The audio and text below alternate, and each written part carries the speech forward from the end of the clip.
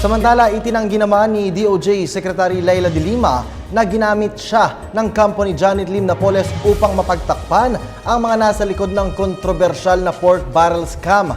Giit ni de Lima, wala sa kanyang pagkatao na madidiktahan at dapat sana'y maging maingat ang mga taong nagbibintang nito sa kanya. Paliwanag pa ng hindi niya mailabas noong una ang listahan ni Napoles dahil kulang pa ito at wala pa ang narrative story ng itinuturong utak sa naturang anomalya.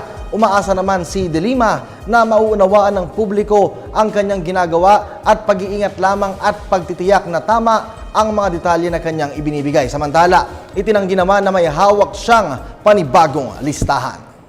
We are not vetting this, or we do not want to vet this in order to aid or assist Mrs. Napoles. Kaya walang mga basehan, yung mga nag-aagam-agam dyan na I'm practically loyal to Mrs. Napoles, na, or that I'm probably being used by Mrs. Napoles.